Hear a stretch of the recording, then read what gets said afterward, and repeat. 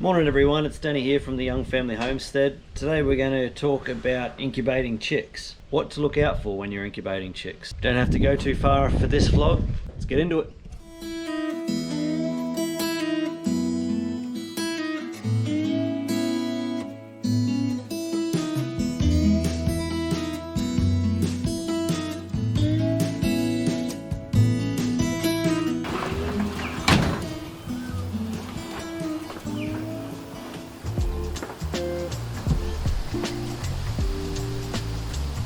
You know what? I'm going to try and pick somewhere out of the wind to talk about this today.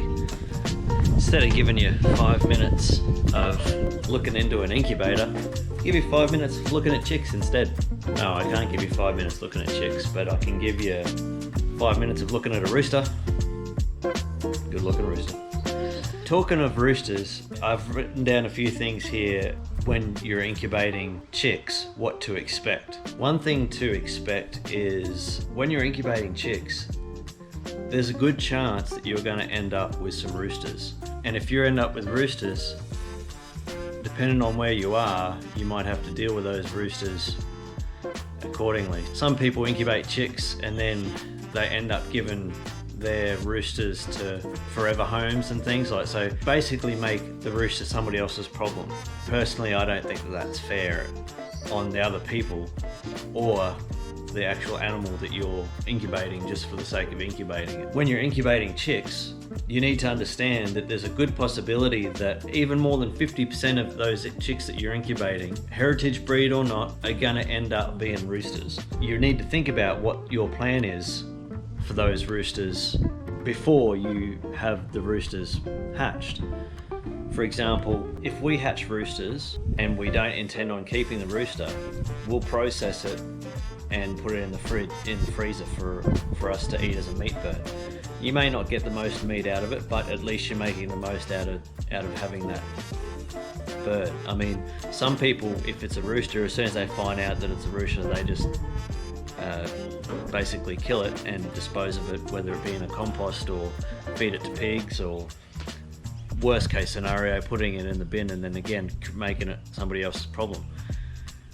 I think it just needs to be considered when you're incubating chicks that a good 50% of the chicks that you raise are more than likely going to be roosters, so you just need to think about that and how you're going to deal with it when it comes.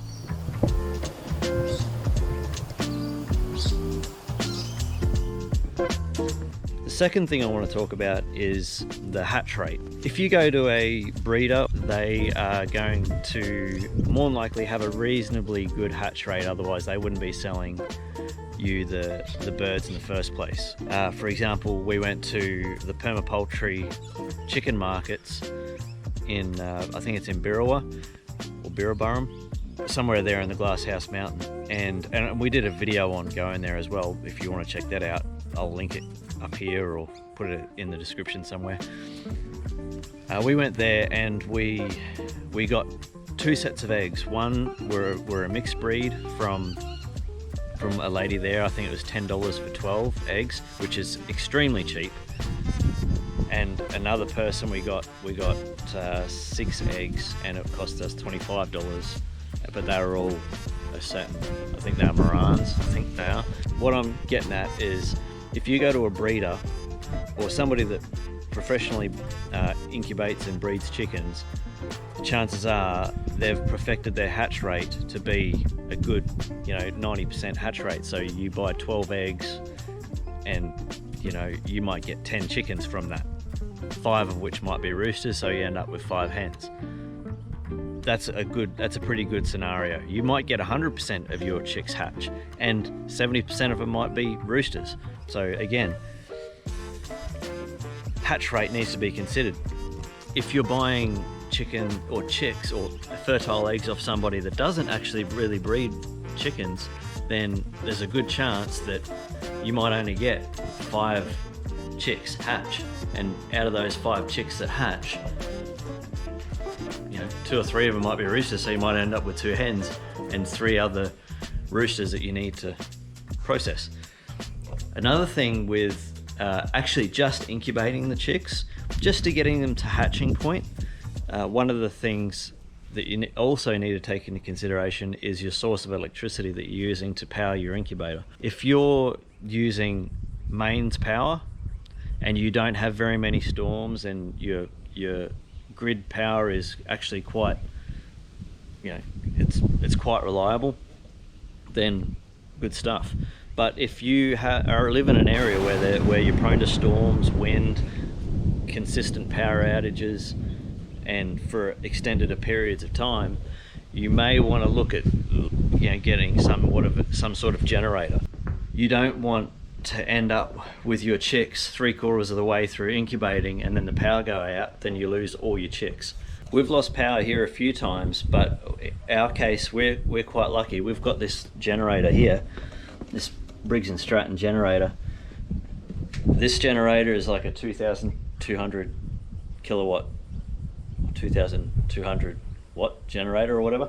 Anyway, main point is this generator here can power our inside fridge, a fan, and the incubator if the power goes out. How do I know that? Because I've used it for that and it's worked. There are ways there for you to figure out the amount of energy that you need for your products, and there's calculators online and all that sort of stuff, but for our case, that little generator does fine. My main point there is that if you're incubating chicks and the power goes out, you need to find another way to keep that humidity and the temperature regulated in the incubator, otherwise you're going to end up with no chicks.